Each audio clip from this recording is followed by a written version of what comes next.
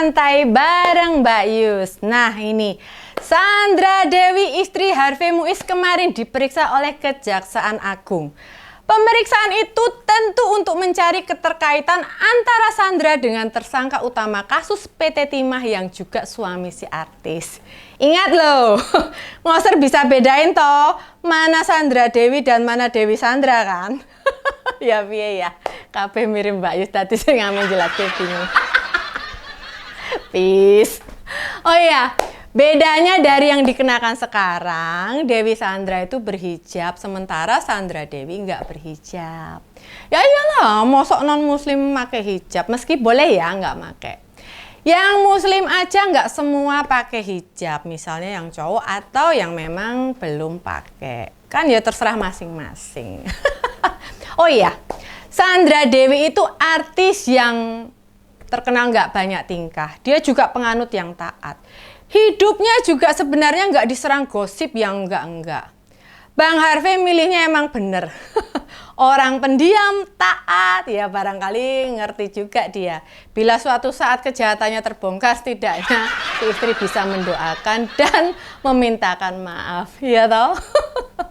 Terbongkarnya kasus ini masuk apes atau ujian, yang pasti kasus yang menyeret suaminya ini berpotensi merugikan negara sampai 271 triliun. Gile bener. Mengerikan banget ya. Ini loh, rampok-rampok kelas kakap ya toh. Kalau kerja merusak negara ya nggak tanggung-tanggung. Yang dirampok BUMN sekalian. Meski nominalnya segitu, nggak duit semua. Melainkan dampak lingkungan yang dihitung jumlahnya ya semono kuwi. Selain Mbak Sandra sudah diperiksa kejaksaan, rumah mereka juga sudah digeledah gitu loh. Pas Mbak Yus cari info, ada yang memberitakan duit yang disita dari rumah itu sebanyak 10 miliar plus 2 juta dolar Singapura. Tapi CNBC Indonesia memberitakan yang disita itu sebanyak 76 miliar. Kok beda ya datanya? Kan antara 10 dan 76 itu jauh banget ya. Kok info nggak seragam begini? Bingung tadi nih. Mungkin yang 76 miliar itu total sitaan antara rupiah, dolar Singapura, mobil Mini Cooper, Rolls Royce, sama perhiasan juga. Mbak Yus bayangin itu. Itu duit disimpan segitu banyaknya, emang keperluannya apa wae no ya. Bisa jadi itu setoran tunai dari perusahaan-perusahaan yang diminta suami Sandra Dewi menggarap lahan PT Timah itu loh. Bisa jadi loh ya. Padahal bila kita tahu laba bersih PT Timah tahun lalu hanya sebesar 450 miliar. Lah kok sama nilai potensi kerugian negaranya jauh banget ya? Kerugian sebesar 271 triliun itu dihitung dari semenjak Harvey Muiz bekerja sama garap di sana. Mulai tahun 2016 sampai 2022. 6 tahun toh? Nah, ini Mbak Yus sih bukan ngiri ya, aku kurang ngiri gitu loh. Tapi kok kayak nggak masuk akal bener ya. Orang kerja nggak bener gitu masa bininya orang ngerti ngono loh ya toh. Tapi bisa juga sih. Sebagai bini ya suaminya nyah-nyoh ngasih apa yang diminta. Bahkan termasuk ngasih hadiah mobil Rolls Royce masa enggak nanya. Aduh, duit lo banyak banget. Kerja apaan sih bang? Kan bisa nanya gitu ya. Kerja apaan sih di negara kita yang hasilnya bisa buat beli mobil seharga 15-19 miliar? Tuh si Sandra dibelikan mobil mewah pas ulta ke-40 tahunnya. Itu baru hadiah ulta ke-40 loh. Gimana soal lainnya? Nah, lawang anaknya ulta masih balita aja loh. Hadiahnya private jet. Wuh, kita percaya. Hati kecil Mbak Cantik itu pasti bingung. Ini suami kerja apaan sih? Duit miliaran dihambur-hamburin gitu. Ning ya, Ning ya. Dia kan ikut menikmati. Tadinya pilih diem aja itu. Lah ya toh. Lah mau ngapain ngeributin hal gituan? Dan saat diperiksa kejaksaan, Teh Sandra Dewi nggak kelihatan sedih, galau atau gundah. Padahal sejak suaminya ditahan, mereka belum sempat ketemu. Mungkin cewek cakep itu udah nggak mikir, mau lakinya masuk tahanan, mau rumahnya disita, mau duitnya diambil, bisa jadi sudah ada kekayaan lain yang disimpannya. Lalu tempat tinggal mereka aja di kawasan Pakuwon, kawasan yang semua orang tahu itu tempat tinggal para konglomerat gitu. Diperkirakan harga rumah mereka aja mencapai 24,5 miliar. Wow.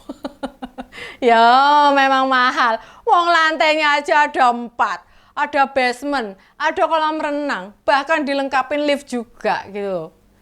Ngelihat pemberitaan soal Dewi Sandra ini ya, Aisyah Sandra Dewi, kita nggak perlu terlalu sepaneng mikirnya gitu. Apalagi ikut-ikutan ngehujat. Tahan diri saja, banyakin istighfar. Ya kan sekarang lagi Ramadan, lagi poso ya toh. Tahan, ini godaan. Justru itu semacam kayak cermin untuk mengaca. Kadang orang yang hidupnya berkelimbangan harta itu nggak selalu didapat dari yang halal.